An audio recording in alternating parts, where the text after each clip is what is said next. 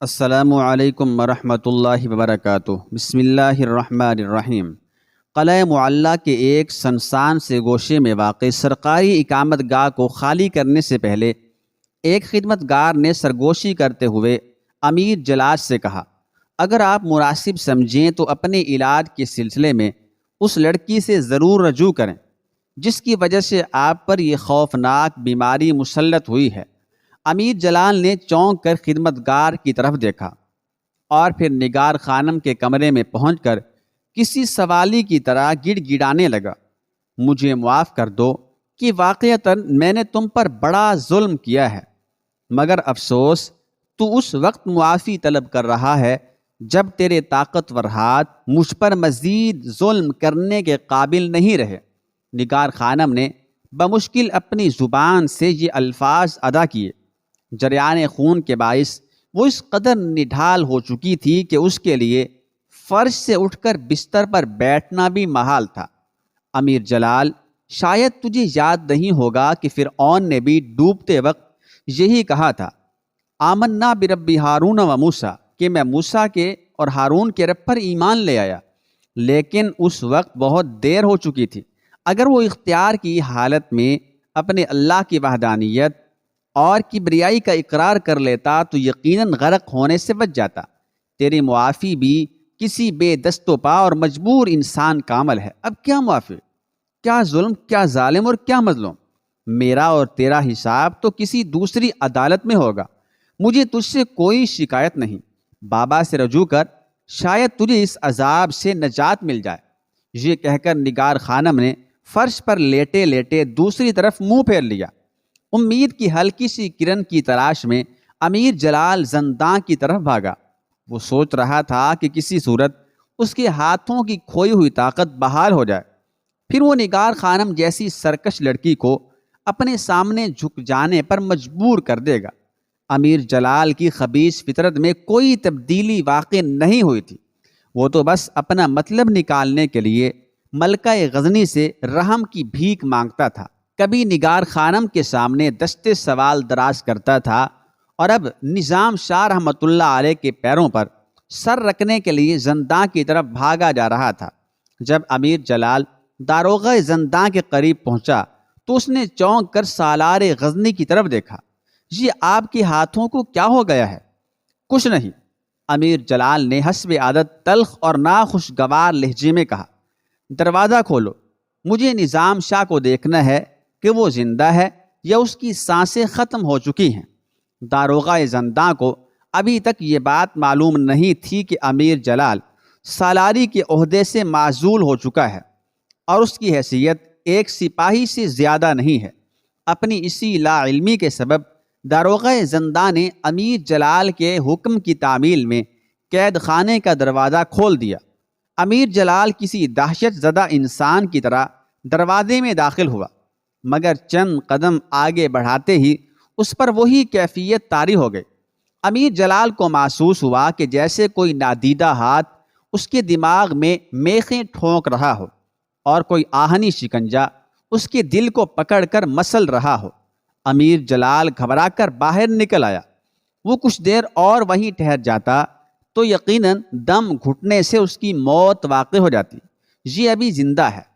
باہر نکلتے ہی امیر جلال نے بات بنانے کے لیے داروغہ زنداں کو مخاطب کرتے ہوئے کہا، بہرحال تم جاگتے رہنا، کہیں تمہاری غفلت سے فائدہ اٹھا کر وہ پاگل بوڑھا فرار نہ ہو جائے۔ پھر اونچی آواز میں بڑبڑاتا ہوا امیر جلال تیزی سے واپس لوٹ گیا۔ سالار غزنی کو کیا ہو گیا ہے؟ داروغہ زنداں نے خود کلامی کے انداز میں کہا۔ کہیں ان کا ذہنی توازن؟ اس نے جیسے اپنے آپ سے سرگوشی کی اور زنداں کی بلند و بالا دیواروں کو دیکھنے لگا جن کے پیچھے غزنی کا مرد قلندر قید تھا۔ قلعہ معلیٰ واپس پہنچ کر امیر جلال نے اسی خدمتگار کو مخاطب کرتے ہوئے کہا جس نے نگار خانم سے معافی مانگنے کا مشورہ دیا تھا، اب کچھ نہیں ہوگا، یہ سب فریب ہے۔ وہ بوڑھا شعبدآباد جب خود زنداں سے باہر نہیں نکل سکتا پھر میرے مرض کا کیا علاج کرے گا؟ تم اس لڑکی کو اٹھا کر اس کے گھر پھینکاؤ، کہیں یہ مر ہی نہ جائے۔ جب سے یہ بدبخت یہاں آئی ہے مجھ پر مسلسل آفتوں کے پہاڑ ٹوٹ رہے ہیں۔ پھر کچھ دیر بعد نگار خانم کو انتہائی شکستہ حالت میں اس کے گھر پہنچا دیا گیا اور امیر جلال ملکہ غزنی کی طرف سے بھیک میں دیے ہوئے ایک ملازم کو ساتھ لے کر اپنے تنگ و تاریک مکان کی طرف لوٹ گیا۔ ایک شقی القلب اور کمینہ فطرت انسان کو یہ چند روزہ ترقی راس نہیں آئی تھی۔ امرائے سلطنت کے مشوروں کے مطابق امیر اسماعیل اپنا لشکر لے کر غزنی کی حدود سے نکلا اور تیز رفتاری کے ساتھ بلخ پہنچ گیا۔ تمام فوجی مشیروں کا خیال تھا کہ امیر اسماعیل کو دفاعی جنگ لڑنے کی بجائے پیش قدمی کرتے ہوئے محمود کے لشکر پر حملہ آور ہو جانا چاہیے۔ اس طرح دشمن پر نفسیاتی دباؤ بڑھ جائے گا اور ان کے حوصلے پست ہو جائیں گے۔ یہی وجہ تھی کہ امیر اسماعیل بلخ سے نکل کر نیشا پور کی طرف بڑھا۔ اس جنگی سفر میں ملکہ غزنی بھی اس کے ہمراہ تھی تاکہ وہ مشکل وقت میں اپنے کمسن بیٹے کی حوصلہ افزائی کر سکے۔ دوسری طرف محمود اپنی فوجیں لے کر نیشا پور کی حدود سے باہر نکلا۔ اگرچہ اعداد و شمار کے لحاظ سے امیر اسماعیل کے مقابلے میں محمود کی فوجی طاقت کم تھی، لیکن اسے ماہر فوجی مشیروں کا بے غرض تعاون حاصل تھا۔ اس کے علاوہ محمود کے تمام ساتھی سرفروشی کے جذبے سے سرشار تھے، اور یہی دونوں چیزیں کسی طالع آزما کو فاتح بنانے میں بنیادی کردار ادا کرتی ہیں۔ محمود کے ساتھ اس کا چھوٹا بھائی نصیر الدین اور چچا معیز الحق بھی تھے۔ پھر جب دونوں لشکر آمنے سامنے ہوئے تو محمود کے دل میں بھائی کی محبت نے جوش مارا اور اس نے ایک بار پھر ابو الحسن حمی کو خط دے کر امیر اسماعیل کے پاس بھیجا۔ محمود نے اس آخری خط میں اپنے نازک جذبات کی عکاسی کرتے ہوئے لکھا تھا: اے میرے باپ کی خوبصورت نشانی، اے میرے محبوب، اے میرے عزیز بھائی، اب بھی وقت ہے کہ تم میری طرف پھولوں کا گلدستہ بھیجو اور میں تمہیں مہکتے ہوئے گلابوں کا ہار پہناؤں۔ ابھی تم نے کسی معرکہ آرائی میں حصہ نہیں لیا ہے، اس لیے تم نہیں جانتے کہ جنگ کسے کہتے ہیں۔ اگر جنگ کسی مقصد عظیم کے لیے لڑی جائے تو عبادت ہے، ورنہ بدترین ہلاکت اور بربادی۔ اللہ کے لیے قبرستان تعمیر کرنے سے گریز کرو۔ میری عین خواہش ہے کہ تمہارے نرم و نازک ہاتھ مقبرے بنانے کی بجائے دلکش سبزہ زار آباد کریں۔ پھر بھی اگر شوق اقتدار تمہارے سینے سے نہیں نکل سکتا تو یقین کرو کہ میں بہت جلد تمہیں تمہارے پسندیدہ علاقے دے دوں گا، لیکن جنگ سے بعد آ جاؤ اور دشمنوں کو ہم پر ہنسنے کا موقع فراہم نہ کرو۔ محمود نے بڑا جذباتی خط تحریر کیا تھا، مگر ملکہ غزنی کی بد دماغی، امیر اسماعیل کی کمسنی اور خود غرض امراء کے گمراہ کن مشوروں نے دونوں بھائیوں کو گلے ملنے نہیں دیا، یہاں تک کہ دونوں طرف کی شمشیریں بے نیام ہو گئیں۔ فولاد سے فولاد ٹکرایا تو فضا میں چنگاریوں کا رقص شروع ہو گیا۔ پھر جب لوہے کے ٹکڑے انسانی جسموں پر گرے تو نغمہ ریز ہوائیں سسکیوں اور چیخوں کے ساز پر بے ثباتی دنیا کے دردناک مرثیے پڑھنے لگے۔ امیر اسماعیل نے اپنی فوج کے کسی گوشے کو کمزور نہیں چھوڑا تھا۔ افرادی برتری کے علاوہ کوہ پیکر ہاتھی بھی اس کے ساتھ تھے۔ یہ جنگ کئی روز تک جاری رہی۔ بظاہر امیر اسماعیل کا پلہ بھاری تھا، مگر تائید غیبی محمود کے ساتھ تھی۔ آخر ایک دن محمود نے لشکر کے قلب سے نکل کر امیر اسماعیل کی فوجوں پر زبردست حملہ کیا۔ یہ حملہ ہوا کے اس تند و تیز طوفان کی طرح تھا جو لمحوں کے وقفے میں بڑے بڑے تناور درختوں کو جڑ سے اکھاڑ پھینک دیتا ہے۔ پھر یہ طوفان اس وقت تھما جب ہزاروں انسان خاک و خون میں نہا کر زمین کا رزق بن گئے۔ امیر اسماعیل بدحواسی کی عالم میں فرار ہو کر غزنی پہنچا اور قلعہ میں نظر بند ہو گیا۔ محمود نے غزنی کے نواحی علاقے میں نماز شکر ادا کی اور باپ کی روح کو ایثار ثواب کرنے کے لیے امیر سبکتگین کے مدار پر حاضر ہوا۔ چند لمحوں میں ماضی کی بے شمار یادیں اس کے دامن سے لپٹ گئیں اور وہ زارو قطار رونے لگا۔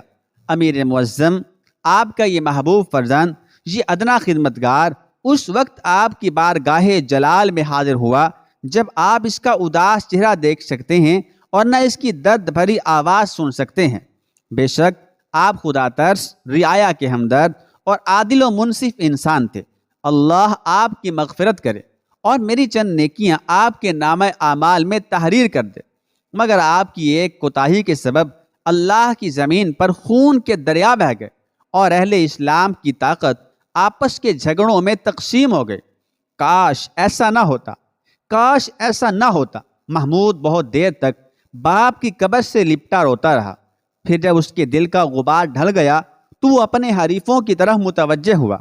کئی دن کے مذاکرات اور عہد و پیمان کے بعد اس نے اسماعیل کو قلعے سے باہر نکالا اور سرکاری خزانے پر قبضہ کر لیا۔ پھر وہ دیوانہ وار اپنی والدہ سے ملنے کے لیے ان کے کمرے میں داخل ہوا۔ شکست کھانے کے بعد ملکہ ثانی نے ملکہ اول کو قید خانے سے نکال کر ان کی خوابگاہ میں منتقل کر دیا تھا۔ محمود کچھ دیر تک آنکھیں لگائے اپنی ماں کو دیکھتا رہا۔ کہاں وہ سرخ و سفید اور باوقار پیکر، اور کہاں یہ نیلگوں چہرے والی ہڈیوں کا ڈھانچہ عورت۔ مادر گرامی، محمود اپنی والدہ کے سینے سے لگ کر بچوں کی طرح رونے لگا۔ ستمگروں نے آپ کے ساتھ یہ کیسا وحشیانہ سلوک کیا ہے؟ غزنی کی ملکہ اول بہت دیر تک بیٹے کی پیشانی کو بوسہ دیتی رہی اور پھر اپنے شوہر امیر سبکتگین کو یاد کر کے بے ہوش ہو گئیں۔ پھر جب سیلاب غم گزر گیا اور انہیں ہوش آیا تو انتہائی رقت انگیز لہجے میں بیٹے سے کہنے لگیں، فرزند میری خبر چھوڑ دے اور شیخ نظام کی خبر لے۔ شیخ کو کیا ہوا؟ محمود نے گھبرا کر پوچھا۔ شیخ نے امیر اسماعیل کی اطاعت سے انکار کر دیا تھا۔ ملکہ اول نے شکستہ لہجے میں کہا۔ اس جرم کی پاداش میں ان کے ناتواں جسم پر روزانہ مشق ستم کی جاتی تھی۔ پتہ نہیں شیخ، ملکہ اول اس سے زیادہ کچھ نہ کہہ سکی اور ایک بار پھر سسک سسک کر رونے لگی۔ پھر محمود نے زنداں کے تاریک کمرے میں داخل ہو کر نظام شاہ رحمۃ اللہ علیہ کو دیکھا تو اپنی چیخ ضبط نہ کر سکا۔ وحشیو، تمہاری درندگی کے سامنے تو کفار کی بربریت کے افسانے بھی مان پڑ گئے۔ نظام شاہ زنداں کے فرش پر بے ہوش پڑے تھے۔ شاہی طبیب نے غزنی کے مرد قلندر کی نبض دیکھتے ہوئے کہا، امیر محترم، شاید اب نظام شاہ کبھی ہوش میں نہ آ سکیں۔ شاہی طبیب کی آواز لڑکھڑا رہی تھی۔ اللہ خود ہی اپنی لامحدود قوتوں کا جاننے والا ہے، مگر اس عاجز کے علم کے مطابق شیخ کی سانسوں کا شمار ختم ہو چکا ہے، بس چند۔ ابھی شاہی طبیب کی بات مکمل ہونے بھی نہیں پائی تھی کہ زنداں کی پرہول فضا میں محمود کی ایک اور فریاد نما چیخ ابھری۔ یہ کیسے ممکن ہے؟ شیخ اپنے بت شکن سے ملے بغیر کس طرح جا سکتے ہیں؟ اگرچہ محمود آہنی اعصاب رکھنے والا ایک جوان سال نوجوان تھا، لیکن اس وقت وہ بہت زیادہ جذباتیت کا شکار نظر آ رہا تھا۔ پہلے اس نے ماں کی تباہ شدہ صحت دیکھی اور ساری داستان سنی، پھر نظام شاہ رحمۃ اللہ علیہ کو اس حالت میں دیکھا کہ ان کے جسم کا کوئی حصہ تازیانوں کی ضرب سے محفوظ نہیں تھا۔ امیر جلال نے بعض تازیانے اتنی شدت سے استعمال کیے تھے کہ نظام شاہ رحمۃ اللہ علیہ کی ہڈیوں پر بھی ان کے نشانات ابھر آئے تھے۔ ان کے چہرے پر اتنے زخم آئے تھے کہ نظام شاہ رحمۃ اللہ علیہ کی صورت تک پہچاننے میں نہیں آ رہی تھی۔ شاہی طبیب نظام شاہ رحمۃ اللہ علیہ کے علاج میں مصروف تھا اور محمود نہایت عالم طیش میں لوگوں سے بات پرس کر رہا تھا۔ کس کے حکم پر شیخ کو زنداں کے حوالے کیا گیا؟ اور وہ کون درندہ ہے جس نے نظام شاہ رحمۃ اللہ علیہ کے پھولوں سے زیادہ لطیف اور شیشے سے زیادہ نازک جسم پر اپنی وحشتوں اور صفاکیوں کے نہ مٹنے والے نشانات چھوڑے ہیں؟ ملکہ عالیہ کے حکم سے نظام شاہ کو زنجیریں پہنائی گئی تھیں۔ داروغہ زنداں نے لرزتے ہوئے جسم اور لڑکھڑاتی ہوئی زبان کے ساتھ انکشاف کیا۔ اس کا اشارہ سابق ملکہ غزنی امیر اسماعیل کی ماں کی طرف تھا۔ پھر سالار غزنی امیر جلال نے نظام شاہ رحمۃ اللہ علیہ کے جسم پر مشق ستم کی۔ وہ روزانہ ان سے امیر اسماعیل کی اطاعت کا مطالبہ کرتا تھا، مگر جب نظام شاہ رحمۃ اللہ علیہ انکار کر دیا کرتے تھے تو ناقابل بیان تشدد کا سلسلہ جاری ہو جاتا تھا۔ یہ کہتے کہتے داروغہ زندان رونے لگا۔ امیر محترم، میرے ہاتھ صاف ہیں۔ اللہ بہتر جانتا ہے کہ میں نے اپنے غلیظ ہاتھوں سے نظام شاہ کے پاکیزہ وجود کو چھوا تک نہیں ہے۔ یہ امیر جلال کون ہے؟ محمود نے غضبناک لہجے میں پوچھا۔ میں اس شخص کو جانتا تک نہیں اور وہ سالار غزنی کے اعلیٰ ترین عہدے تک پہنچ گیا۔ امیر جلال ایک معمولی فوجی افسر تھا جو بدترین خوشامد اور ملکہ غزنی کی بے جا کرم نوازیوں کے باعث سالار غزنی کے عظیم منصب تک جا پہنچا۔ محمود کی پناہ میں آ جانے والے فوجی سرداروں نے بتایا، اس وقت وہ نامراد کہاں ہے؟ محمود نے شرر بار لہجے میں پوچھا، کہیں وہ بد نصیب انسان ہماری شمشیر خوں آشام کی خوراک تو نہیں بن گیا؟ نہیں امیر عالی مقام، ایک فوجی سردار نے انکشاف کرتے ہوئے کہا، امیر جلال اپنی معذوری کے سبب شریک جنگ نہیں ہو سکا تھا۔